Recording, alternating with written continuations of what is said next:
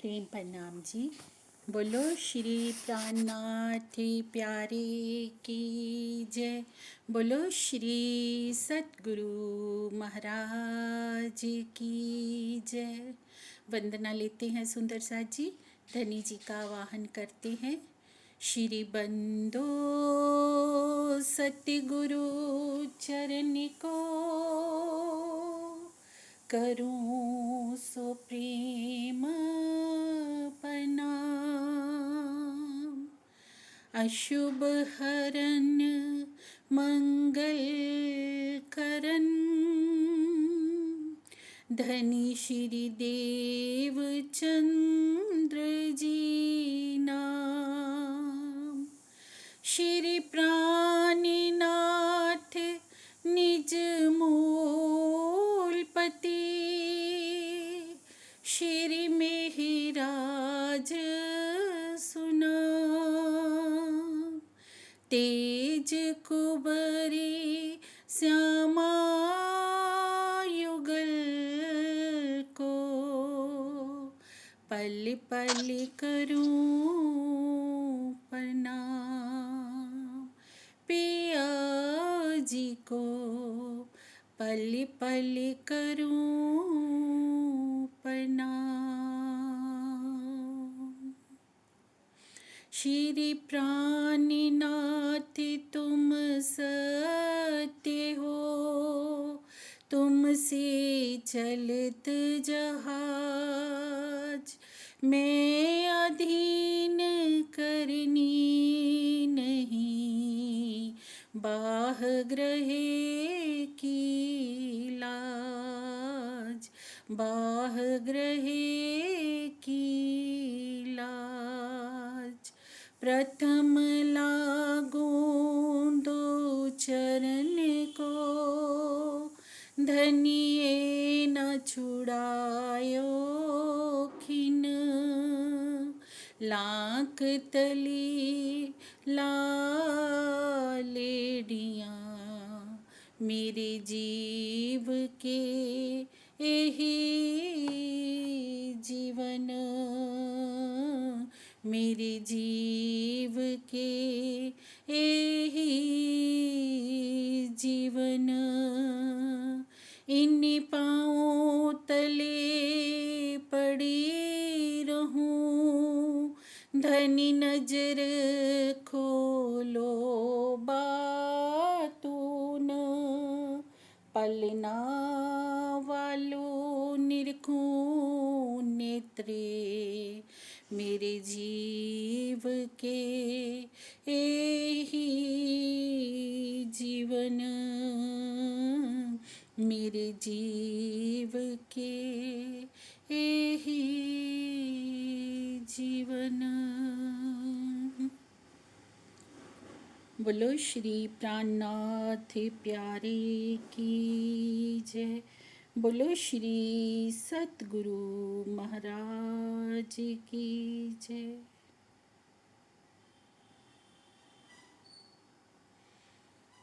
प्रेम प्रणाम जी। प्राणाधार सुंदर साथ जी। प्राण प्रीतम अक्षरातीत धाम धनी सतगुरु महाराज की अपार मेहर के छांव तले आज हम बड़े महाराज जी श्री राम रतन महाराज जी की बीतक का प्रारंभ शुरू करने जा रहे हैं। प्रेम का चांद जो पूज्य स्वामी जी के द्वारा लिखित है। प्रेम के चांद से हम समझे सुंदर साथ जी बड़े महाराज जी को प्रेम का चांद क्यों कहा गया है। प्रत्येक सतगुरु ही हमारे लिए प्रेम का चांद है। जिस सतगुरु के धाम हृदय में धनी लीला कर रहे हैं ना, चांद की महिमा को हमने गुरु पूर्णिमा के पर्व पर समझा था कि सतगुरु को चांद क्यों कहा गया है, क्योंकि वो हमारे हृदय में पड़े हुए माया के अंधकार को मिटाते हैं। और किसकी रोशनी से वो रोशन होते हैं? सूर्य की रोशनी से, पर ब्रह्म रूपी सूर्य की रोशनी से। तो वो हमारे हृदय में प्रेम का प्रकाश करते हैं, ज्ञान का प्रकाश करते हैं। तो उन्हें कहा जाता है चांद के। सतगुरु हमारे क्या हैं? हमारे वही पूर्णिमा के पूर्ण चांद है, जिनके उग जाने से, जिनके हमारे जीवन में आ जाने से, जिनके चरण कमल प्राप्त हो जाने से अब हमारे हृदय में माया का अंधकार रह ही नहीं सकता। तो बड़े महाराज जी तो प्रेम की प्रतिमूर्ति है, ऐसी प्रेम की प्रतिमूर्ति कि जिनके चरणों की छाँव में जो कोई भी आ गया ना, बस वो उन्हीं का होकर रह गया। ऐसे प्रेममयी सतगुरु जिनकी मेहर की छाँव को सुंदर साथ आज भी अनुभव करते हैं, आज भी सुंदर साथ को लगता है, जो कोई उनके प्रेम में डूबे हुए हैं ना, कि हमारे सतगुरु महाराज हमारे साथ हैं। ऐसा उनका व्यक्तित्व रहा है। तो प्रेम का चांद कहा है सतगुरु महाराज को। अभी हम शुरू करते हैं प्राक कथन से। प्राक कथन किसको कहा है? भूमिका, प्रस्तावना, जो भूमिका आगे रखी जाती है किसी भी ग्रंथ को शुरू करने से पहले। तो क्या कहा है? मेरे राज रसिक मेरे श्याम श्यामा, कब आओगे कब आओगे, मेरे प्राण बल्लभ मेरे प्राण प्रीतम, कब आओगे कब आओगे। किसी भी परमहंस की हम जीवनी को देखेंगे ना सुंदर साथ जी, प्रत्येक परमहंस अवस्था से पहले हम सब की तरह ही एक शरीर है, उस शरीर के ऊपर अंदर एक जीव है और जीव के ऊपर आत्मा बैठी है। तो वो आत्मा जब खोज करती है ना, तब तो एक बार सबका ही जीवन साधारण ही होता है, परिस्थितियां जीवन में आती हैं, लेकिन जो ब्रह्म आत्मा उन परिस्थितियों से टकराती हुई भी अपने पथ से कभी विचलित नहीं होती ना, वही कहती है परमहंस। उनके ही दिल को धाम धनी धाम करते हैं। ये प्रेम का मार्ग अगर सुगम है तो बहुत कठिन भी है, बहुत कठिनाइयों से होकर गुजरना पड़ता है। पर जो कठिनाइयों से घबराते नहीं है ना, जो भरे समंदर में उठ रहे तूफान के अंदर भी अपनी नाव को चलाते ही जाते हैं, वही परमहंस कहलाते हैं। तो ऐसे ही ये जो चौपाई आगे हमने सुनी है, मेरे राज रसिक मेरे श्याम श्यामा, कब आओगे कब आओगे, मेरे प्राण बल्लभ मेरे प्राण पिया, कब आओगे कब आओगे। ऐसे ही जब परम पूज्य सतगुरु महाराज पूज्य स्वामी जी अपने जीवन की यात्रा में धनी जी को पाने के पथ पर चल रहे थे, जब उनको प्राण प्रीतम अक्षरातीत का दीदार होता है, दीदार से पहले उनके हृदय में जो भाव उत्पन्न हुए थे, ये वही भाव है सुंदर सा जी। उनके हृदय से यही पुकार उठने लगी थी धनी जी के आने से पहले। तो नीति का कथन है कि जो जितना महान होता है ना, हमें वो उतना ही सच्चा मार्ग दिखाएगा। जैसे अगर हमें किसी मार्ग पर चलना है ना, तो किनके मार्ग का हमें अनुसरण करना चाहिए? जिस मार्ग के ऊपर कोई अलौकिक व्यक्तित्व चला हो, महापुरुष चला हो। हमें संगति भी किनकी करनी चाहिए? महापुरुषों की संगति करनी चाहिए। इस विषय में कबीर साहब जी क्या कहते हैं? कबीरा संगत साध की, जो गंदी की बास, जो कुछ गंदी दे नहीं तो भी बास स्वाद। अगर किसी सतगुरु की किसी परमहंस के सानिध्य में भी हम आ जाते हैं ना, अगर सानिध्य से गुजर भी गए तो भी कुछ ना कुछ सुगंधी हमें अवश्य प्राप्त हो जाएगी। जैसे चंदन का वृक्ष, अगर उसके पास से भी हम गुजर जाएंगे ना कुछ अवश्य ही सुगंधी हमारे वस्त्रों से भी आने लग जाएगी। ये है परमहंस सतगुरु महाराज की कृपा सुंदर साथ जी। और महान पुरुषों का जीवन, आप चाहें तो किरण दीदी साथ में आप शो कर सकते हैं, स्क्रीन शो कर दीजिए। सुंदर साथ जिनके पास नहीं है प्रेम का चांद अभी तक, तो वो देखते जाएंगे साथ साथ।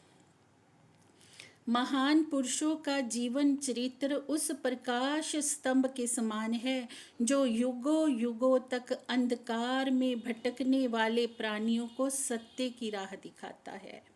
कैसा है महान पुरुषों का व्यक्तित्व?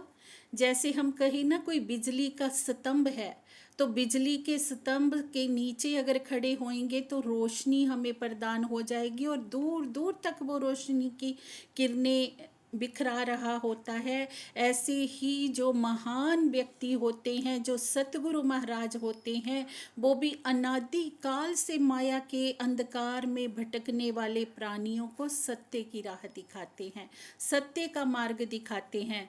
और जब परमात्मा ने ये सोचा कि संसार के अंदर घोर अंधकार है और उस अंधकार के अंदर मैं अपनी आत्माओं को उतार रहा हूँ, तो उन आत्माओं को प्रेम का प्रकाश कैसे उनके हृदय तक पहुँचेगा, तो वो सतगुरु रूप में आए, वो स्तंभ बनकर वो आए, प्रकाशमयी स्तंभ बनकर आए और सारी दुनिया में उन्होंने आकर उजाला किया अपने ज्ञान से, अपने प्रेम से।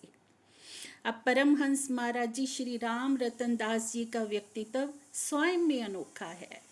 एक अनोखे व्यक्तित्व के वे मालिक हैं जिनके अंदर क्या गुण है? विरहा का, वैराग्य का, प्रेम का, साधना का, शालीनता का, सहनशीलता का और समरसता का।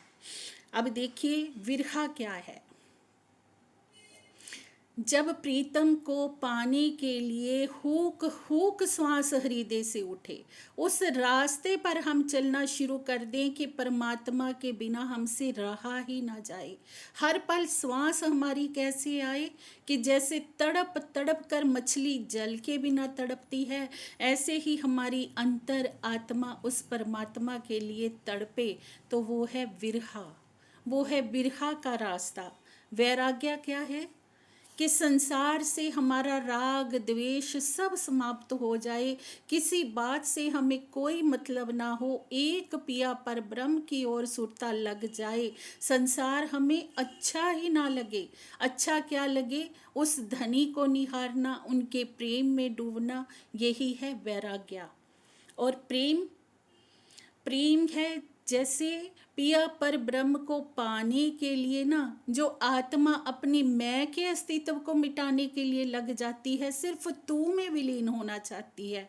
और तू में विलीन होने के लिए जो उसके हृदय में भाव प्रकट होते हैं, जो वह अपने हृदय का समर्पण करती है सतगुरु महाराज के चरणों में, वही प्रेम है।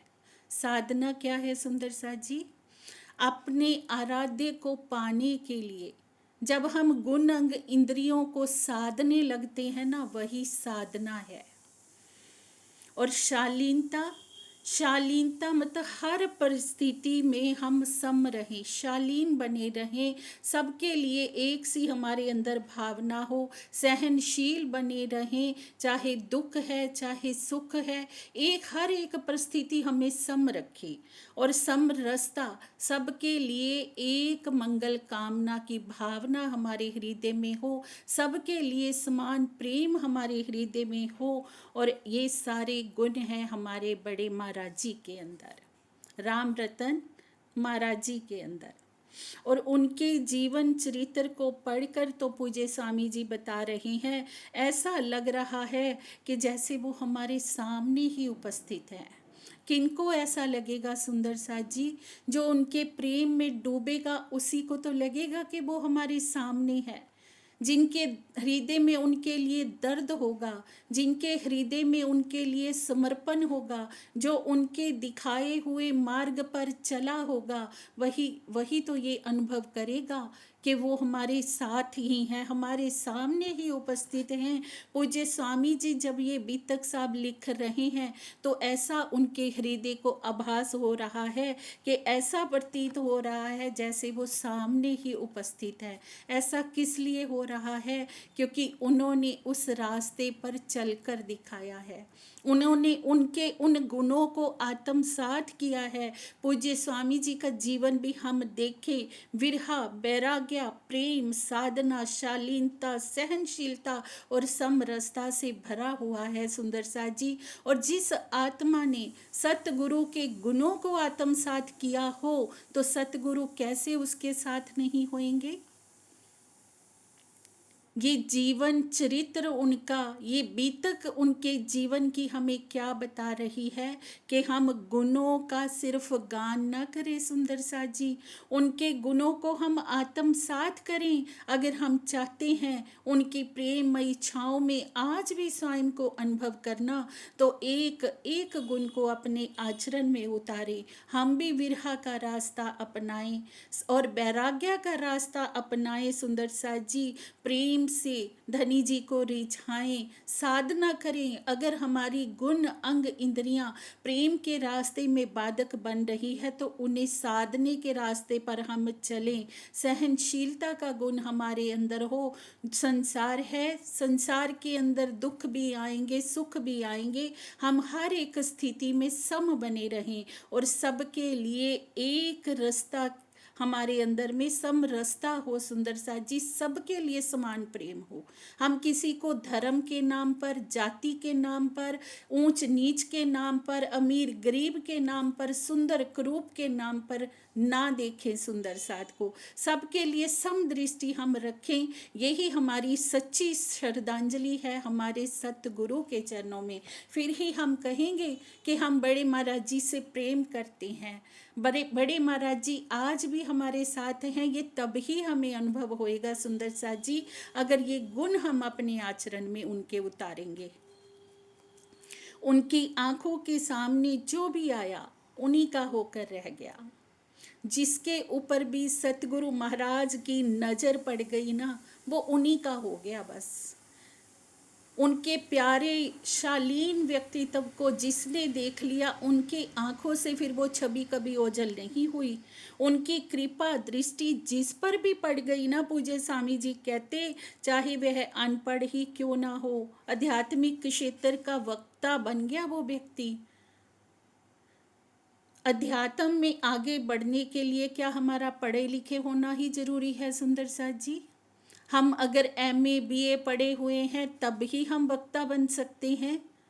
कौन बनाता है वक्ता सुंदर साथ को? वो प्राण प्रीतम अक्षरातीत की मेहर। हमारे जितने भी परमहंस हैं, आप सबकी जीवनी को देख लीजिए, सब हर कोई बहुत अधिक पढ़े हुए नहीं हैं, थोड़ा बहुत पढ़े हैं और इतने बड़े बड़े उन्होंने ग्रंथ रच डाले। किसकी कृपा से? वो परब्रह्म पिया की कृपा से। तो कृपा कितनी इम्पोर्टेंट है, कृपा का क्या महत्व है, सतगुरु की मेहर क्या है, ये बातें हमें बता रही हैं। और कर्म कांडों के जाल में उलझा हुआ व्यक्ति साक्षात परम धाम को देखने लगा तो झोंपड़ी में रहने वाला करोड़पति बन गया। कहते जो कर्म कांडों के जाल में भी उलझा हुआ था ना, कर्म कांडों का बंधन भी उससे टूट नहीं रहा था, पर सतगुरु महाराज की नज़र उसके ऊपर पड़ गई तो उसने भी परम धाम का साक्षात्कार कर लिया। ये है सतगुरु की महिमा सुंदर सा जी। सतगुरु के मिल जाने से क्या हो जाता है ये बीतक साहब से सुनिए आप। हम अपना कितना भी प्रयास करते रहें, कितनी भी उड़ार हम मारने की कोशिश करते रहें अपने बल पर, हम अपने बल पर कुछ नहीं कर सकते सुंदर सा जी। आप इतिहास गवाह है, जितने परमहंस हुए हैं, जितने बड़े योगी तपस्वी महात्मा जन हुए हैं, सब किनकी कृपा से? सतगुरु की कृपा से। गुरु तो धारण करना ही पड़ेगा क्योंकि गुरु बिना गत नहीं है। हमने श्री बीतक साहब में सुना है सुंदर साथ जी, जब धनी श्री देवचंद्र जी खोज में निकलते हैं तो किस खोज में हैं कि मुझे कोई सच्चा सतगुरु मिल जाए, कोई आत्म का कल्याण करने वाला मिल जाए। सतगुरु मिलते हैं तो उनका मार्ग सुगम होता है। श्री मिहिराज जी भी सतगुरु के चरणों में आते हैं तो आत्मा जागृत होती है, तो मार्ग सुगम होता है। गुरु तो सबको करना ही पड़ेगा सुंदर सा जी, गुरु के बिना रास्ता नहीं मिलने वाला। और गुरु का वरद हस्त जिसके ऊपर हो गया ना, वो भले कितना ही कर्म कांड के जाल में क्यों ना उलझा हो, परम धाम उसको दिखने लग जाता है, दिखने लग जाता था महाराज जी के वरद हस्त से। ऐसी उनकी कृपा की नज़र हो जाती है। और जो झोंपड़ी में रहने वाला है वो करोड़पति बन गया। जिसकी जैसी भावना सतगुरु महाराज ने उनको वैसा ही फल दिया, वैसी ही उनकी इच्छा की पूर्ति करी। तीनों तरह की इच्छाएं पूर्ति होती है सतगुरु के सानिध्य में आकर। कोई ज्ञान अर्जन करना चाहता है तो ज्ञान के भंडार हैं, कोई धन अर्जन करना चाहता है तो धन, वो भी भंडार हैं, और कोई अध्यात्म तत्व को पाना चाहता है, परमात्मा का साक्षात्कार करना चाहता है, तो उसके तो वो परम भंडार हैं। तो कैसे वो प्राप्त नहीं होगा। अब सतगुरु महाराज श्री राम रतन दास जी के बचपन का नाम झंडू दत्त था। उनके बचपन का नाम झंडू दत्त था। उनका जन्म विक्रम संवत 1951 में बैसाख मास के कृष्ण पक्ष की 7वीं को सहारनपुर जिला के जड़ोदा गांव में हुआ था। सहारनपुर, जहां हम सब जानते हैं सुंदर साथ जी, सहारनपुर से आगे सिरसावा आता है, हम जाते हैं, और वहीं उसके पास ही जड़ोदा गांव है जहां महाराज जी का जन्म हुआ था। उनके पिताजी का नाम छज्जू दत्त शर्मा, माताजी का नाम श्रीमती मगन देवी था। उनका बचपन जो बीता बहुत ही कष्टों में बीता। कष्टों में जीवन क्यों बीता सुंदर सा जी? क्योंकि किसी भी महान व्यक्तित्व का निर्माण होता है तो माया के द्वंद्वों से ऊपर उठकर ही होता है। जीवन के उतार चढ़ाव जो परिस्थितियां हैं उनको दिखाई जाती हैं, तब ही कोई महान बनता है। महलों में रहने वाला कोई करोड़पति, सुख आराम का जीवन जीने वाला कोई करोड़पति हमने सुना है कभी परमहंस बन गया हो? जितने भी हमारे परमहंस हैं आप उनका जीवन देख लीजिए सुंदर सा जी, कष्टों से ही उनको गुजारा गया है, फिर ही जाके किसी ऊंचे महान व्यक्तित्व का निर्माण होता है।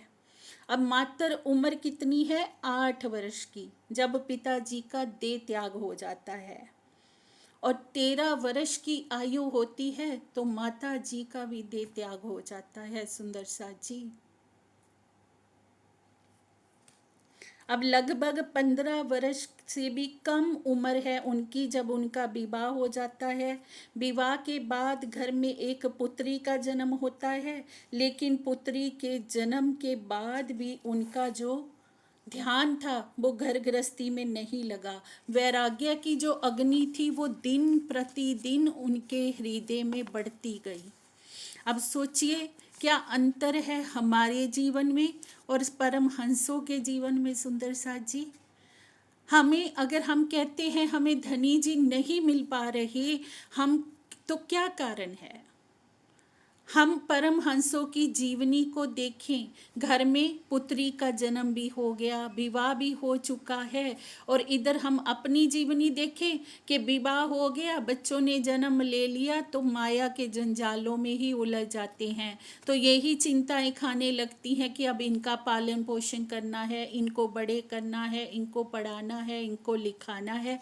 पर जैसे पुत्री का जन्म हुआ तो वैराग्य और बढ़ता गया, और हृदय में तड़प उठती गई कि मुझे तो परमात्मा के रास्ते पर चलना है, मुझे तो आत्मा का कल्याण करना है, मुझे तो परमात्मा को पाना है। तो परिणाम क्या हुआ?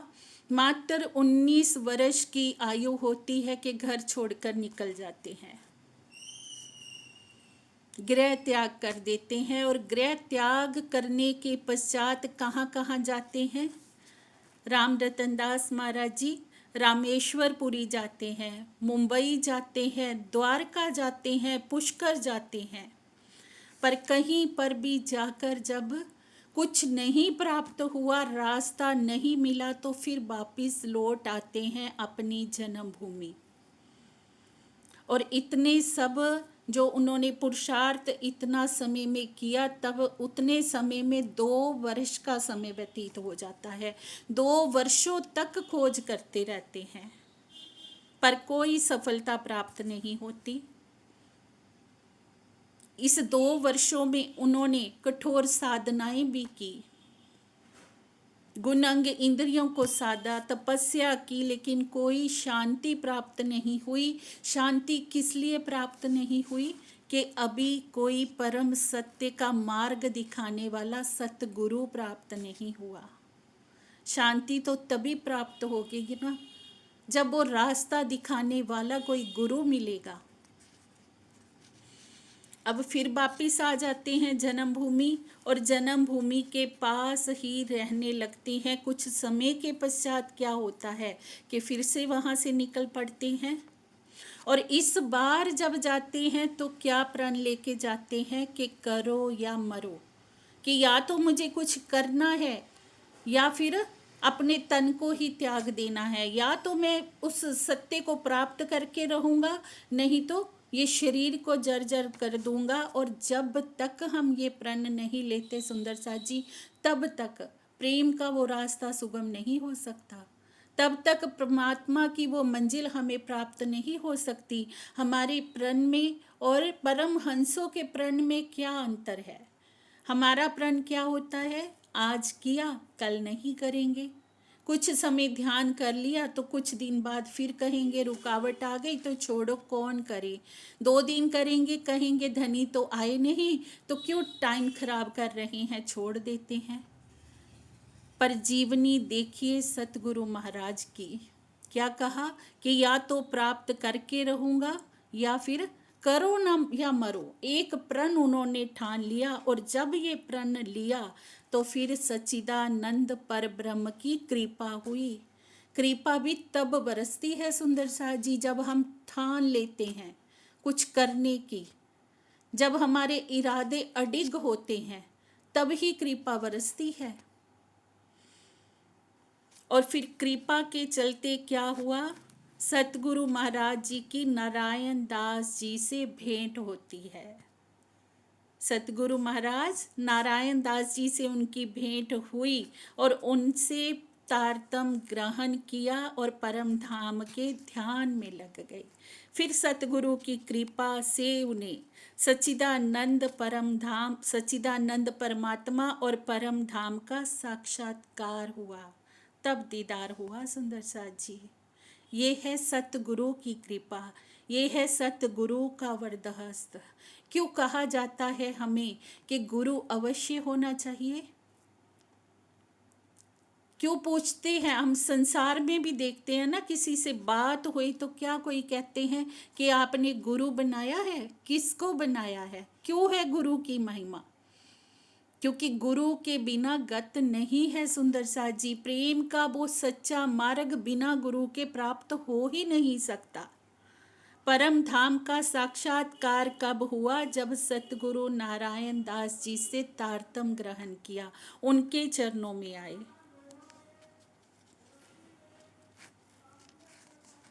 और उनकी शरण में आकर बहुत से सुंदर साथ ने परम धाम की अनुभूति की तथा आध्यात्मिक ज्ञान के सागर में अपने को डुबाया। अब जो खुद गुरु की खोज में निकले हुए थे, जब उनके दिल में धाम धनी विराजमान हो गए तो उनकी कृपा की छांव तले फिर सबके हृदय को निर्मलता मिलने लगी। सुंदर साथ को परम धाम की अनुभूति होने लगी। सुंदर साथ अध्यात्म के सागर में डूबने लगे और क्या मानने लगे कि हमारे सतगुरु महाराज तो पल पल हमारे साथ है। तो आगे इसी महान शख्सियत के जीवन चरित्र की ओर हम चलते हैं सुंदर साथ जी। कैसा उनका जीवन रहा, क्या क्या घटनाक्रम उनके जीवन में हुए, कैसे पिया परब्रह्म का साक्षात्कार हुआ, क्या लीलाएं होती है। तो शुरू करते हैं हम। अब देखिए, दूर क्षितिज के कोने में पूर्णमासी का चंद्रमा उदित हो रहा है। क्षितिज किसको कहा है? वो काल्पनिक स्थान जहाँ पृथ्वी और आकाश मिल रहे होते हैं। सूर्य छिपता जाता है और चांद अपनी रोशनी बिखेरने के लिए तैयार होता है, और धीरे धीरे वह आकाश में विचरण करने लगता है। उमड़ते बादलों का समूह भी उसे रोक नहीं पाता है। शीतलता, सौम्यता और सौंदर्य का प्रतिमान स्वरूप है वह, और शीतल हवा के झोंके उसकी छवि को और निखार रहे होते हैं। थोड़ी ही देर में उसकी सुनहरी चांदनी अपनी शीतलता के आघोष में सारे संसार को डुबा देती है। तो ये है प्रेम का चांद सुंदर सा जी। एक एक अगर हम इस लौकिक चांद को भी देखें ना, कि उसकी चांदनी भी जब बिखरती है तो कितनी शीतलता का अनुभव होता है, ऐसे ही धाम धनी हमें देने जा रही हैं प्रेम का वो चांद। वो परिस्थितियाँ उत्पन्न की जा रही हैं झंडू दत्त जी के जीवन में, जिससे कि वो प्रेम का चांद बनकर सारी सृष्टि में रोशनी करेंगे। और इसी समानांतर कहते, इसी के समानांतर पृथ्वी पर एक युवक भी तेजी से अपने कदम बढ़ाते हुए जा रहा है। मायावी बादलों को हटाकर वह भी उस मंजिल पर पहुंचना चाहता है जहां से वह पूर्णमासी का प्रेममयी चंद्रमा बनकर समस्त संसार को अपनी शीतल किरणों से आच्छादित करे और दुखों की दावा नल को बुझा सके। अब तेज कदमों से चले जा रहे हैं बड़े महाराज जी। क्यों तड़प पिया पर ब्रह्म ने उनके हृदय में लगा रखी है कि उन्हें पूर्णमासी का चंद्रमा बनाकर सारे संसार को उनकी किरणों की शीतलता प्रदान करनी है।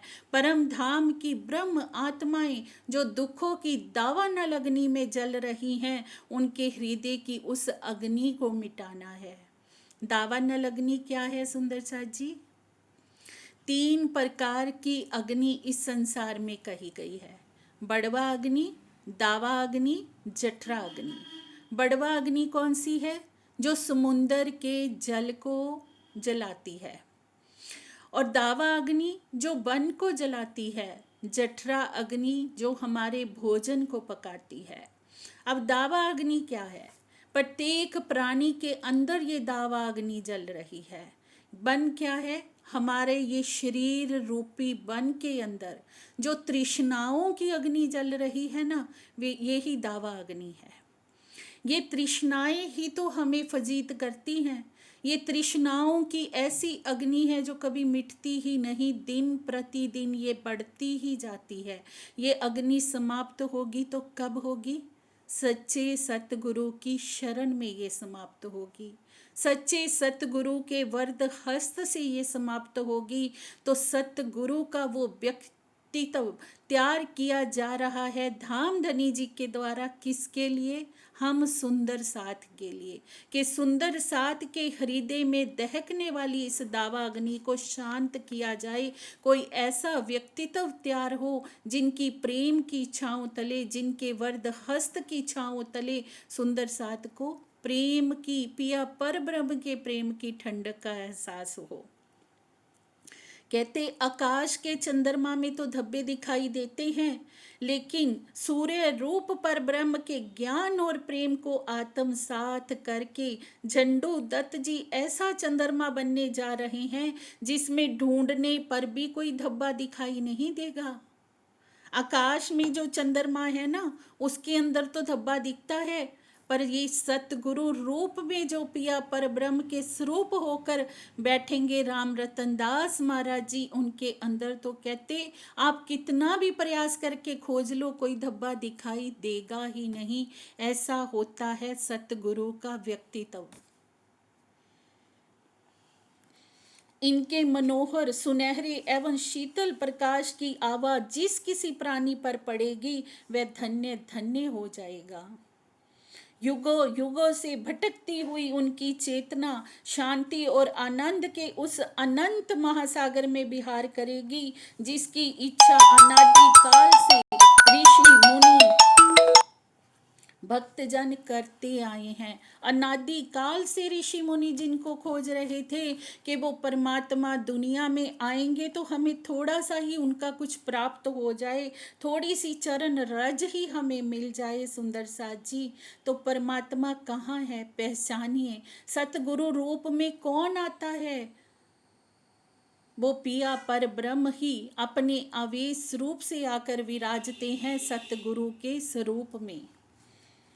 उपयुक्त परिस्थितियों में ही चिंगारी धधकती हुई ज्वाला के रूप में परिवर्तित होती हैं, और अन्यथा माया के थपेड़े तो चिंगारी को हमेशा ही बुझाने का प्रयास करते हैं। कहते स्थितियां भी कैसी होनी चाहिए? उपयुक्त होनी चाहिए, नहीं तो माया के जो थपेड़े हैं ना, वो तो हमेशा ही चिंगारी को बुझाने का प्रयास करते हैं। लेकिन जो कोई माया के थपेड़ों को सहता हुआ भी आगे बढ़ता जाता है ना, वही महान होता है। हम सुंदर साथ अगर कहें कि इतने सालों से हम धनी जी के चरणों में आए हैं, तो हम आगे क्यों नहीं बढ़ पा रहे? क्योंकि हम माया के थपेड़ों से घबरा जाते हैं। थोड़ा सा माया का कोई आंधी तूफान आ जाता है, हम डर कर बैठ जाते हैं, बलहीन होकर बैठ जाते हैं। लेकिन जो माया को, जो छल को बल ब्रह्मात्मा कहती है ना, वही आगे बढ़ती है, वही परमहंस कहलाती है।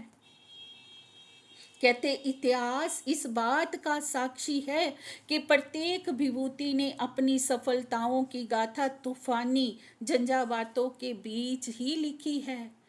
इतिहास गवाह है। सतगुरु महाराज कहते हैं कि जितना भी कोई महान व्यक्ति हुआ है ना, उसने अपनी सफलता अगर प्राप्त की है तो तूफानों के बीच से होकर ही गुजारा है अपनी नाव को।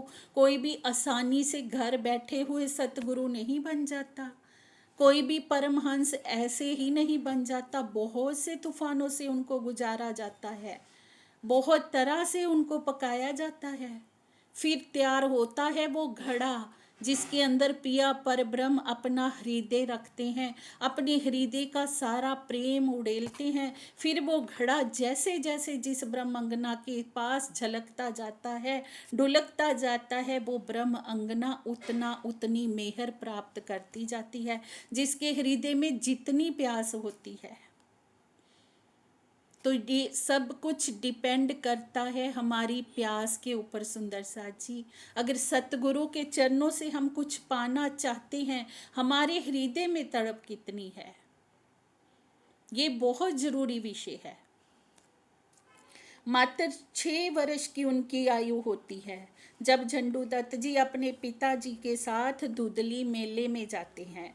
पिता श्री छज्जू शर्मा जी को अत्यंत ही कोमल एवं, जो उनके पिताजी थे कहते बहुत ही कोमल एवं साधु हृदय के थे, और अपने लाडले पुत्र को मेला दिखाने के लिए ले जाते हैं, और जड़ौदा गांव की कुछ महिलाएं होती हैं उनके पास छोड़ जाते हैं। कहते हैं कि मैं अभी आया, इनका आप ज़रा ध्यान रखिए। तो वो महिलाएं भी कहती हैं कि ठीक है भैया जी, हम इनकी देखभाल करेंगे, तो आप निश्चित होकर जाइए।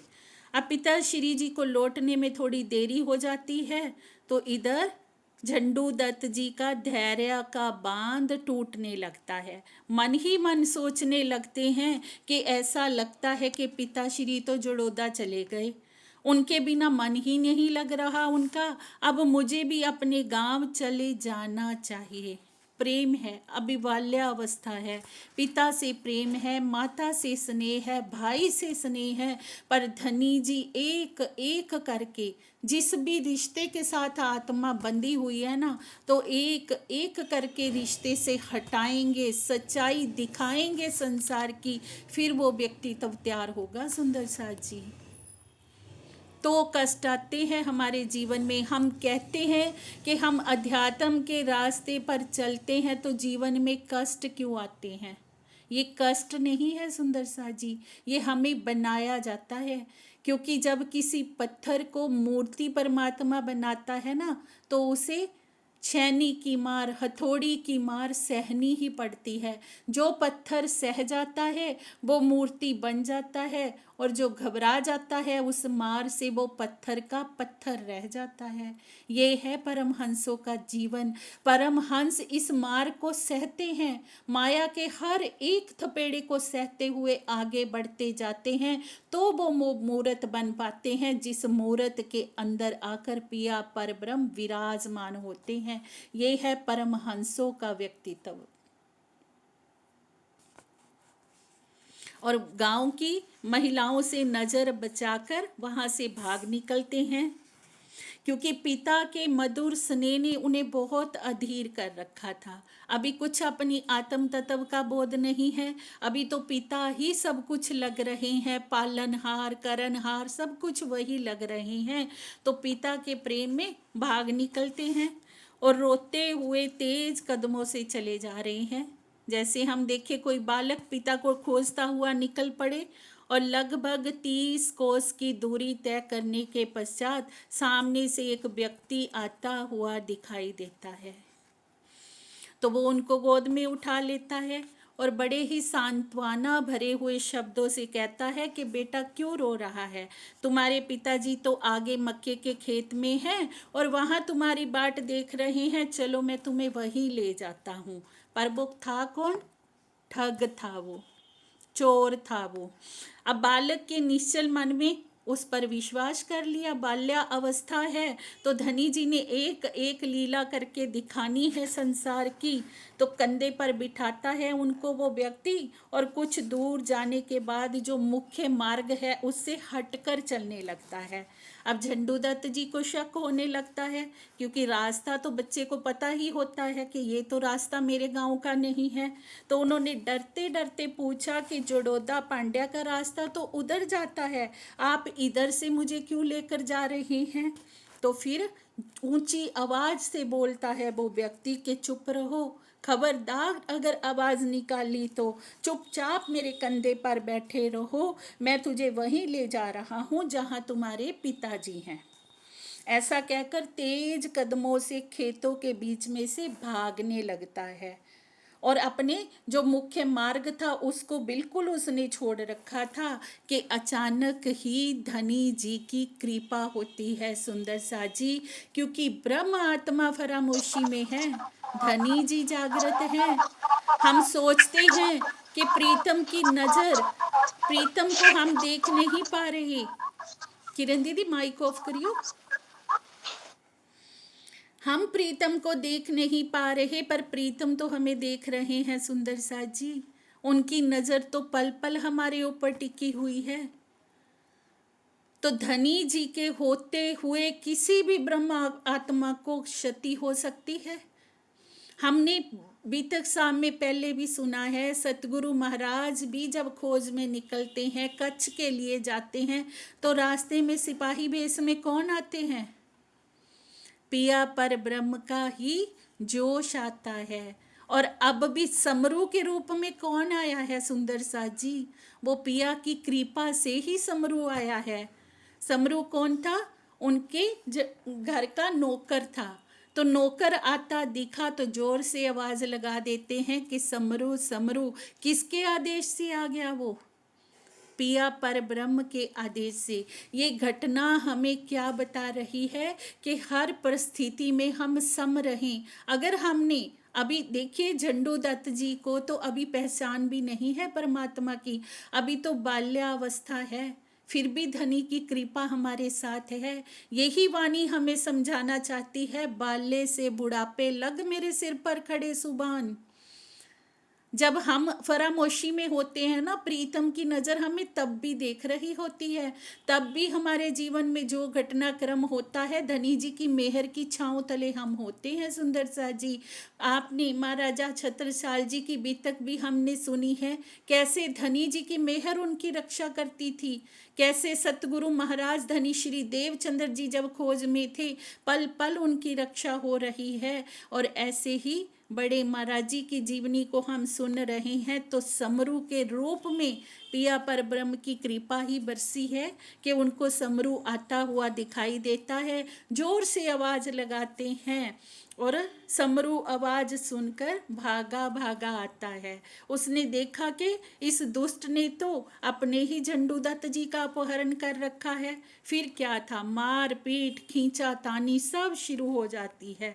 दोनों एक दूसरे के ऊपर लात घूसों की बरसात करने लगते हो। और जीत कौन जाता है? जीतता कौन है? जिसके ऊपर पिया पर ब्रह्म की कृपा हो, वो वहाँ हार हो सकती है। तो जीत समरू ही जाता है। तो चोर जो होता है भाग निकलता है। अब शाम, इतने समय में शाम भी ढल चुकी होती है। चारों ओर घना अंधकार छा चुका होता है।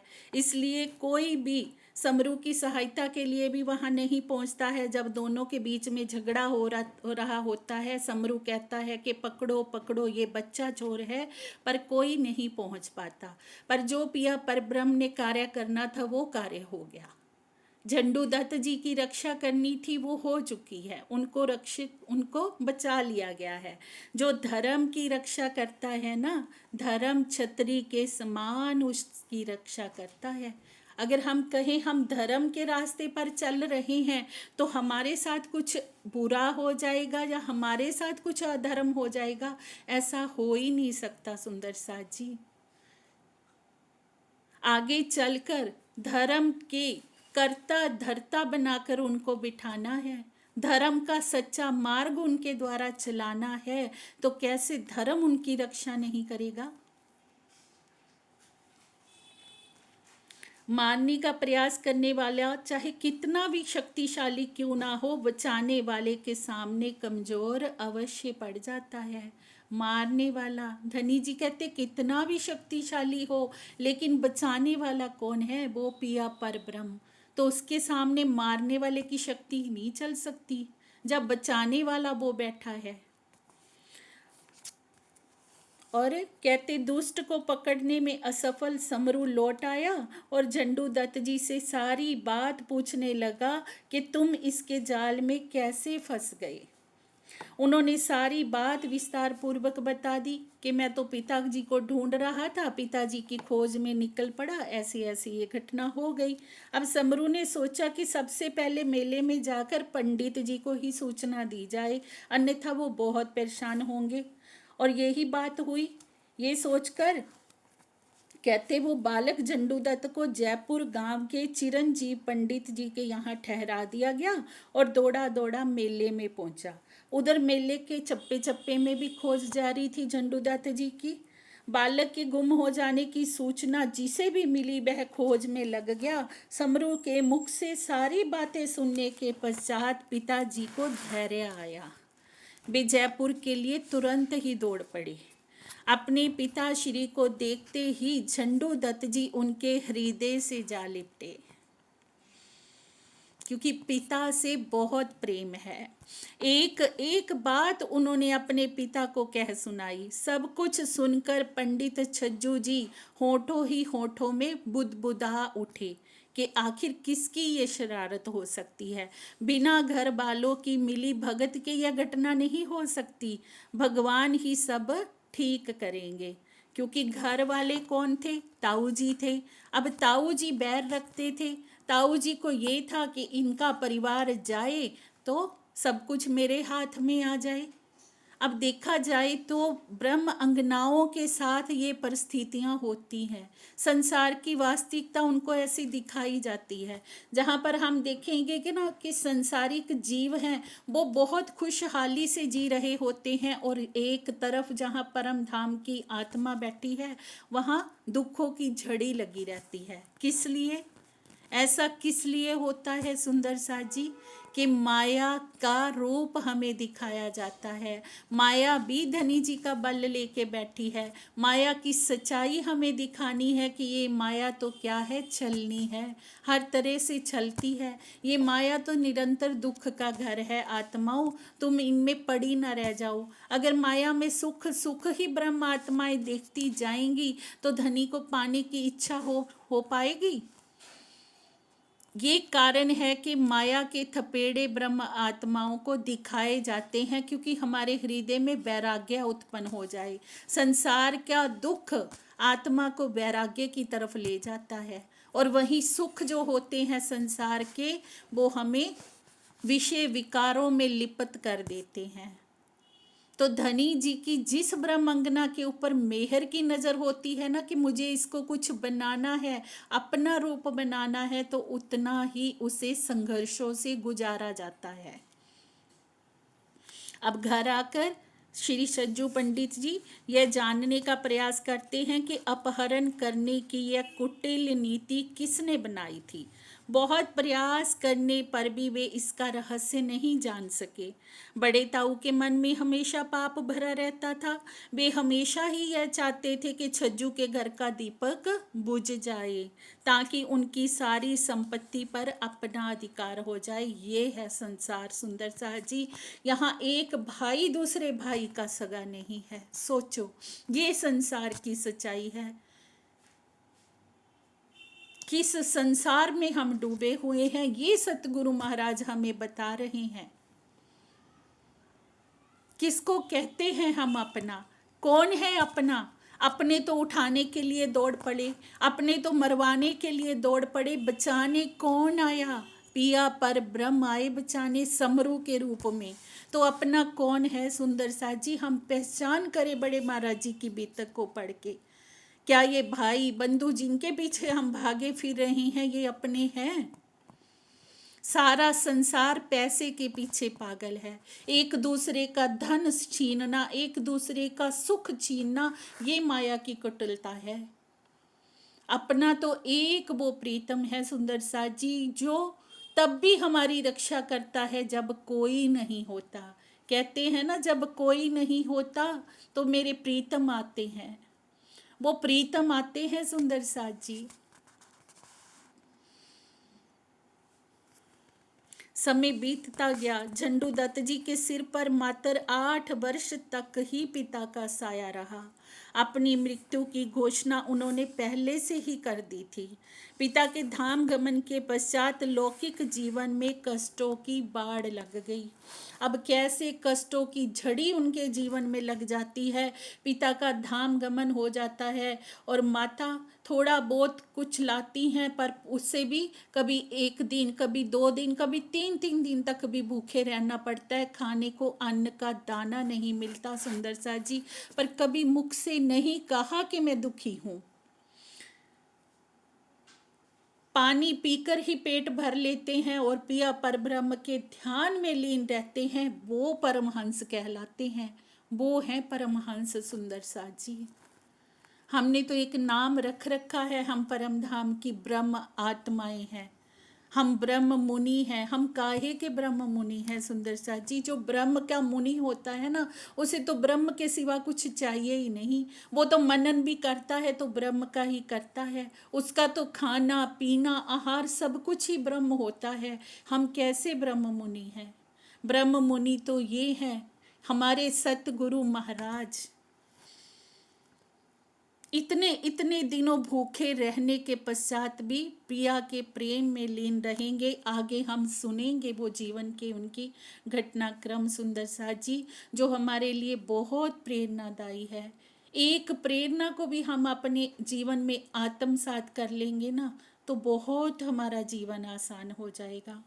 महाराज जी के जीवन के दुखों को देखकर अगर हम समझ जाएंगे ना इस बात को कि पिया की रजा में कैसे रहना है, तो हमारा जीवन बहुत सुगम हो जाएगा।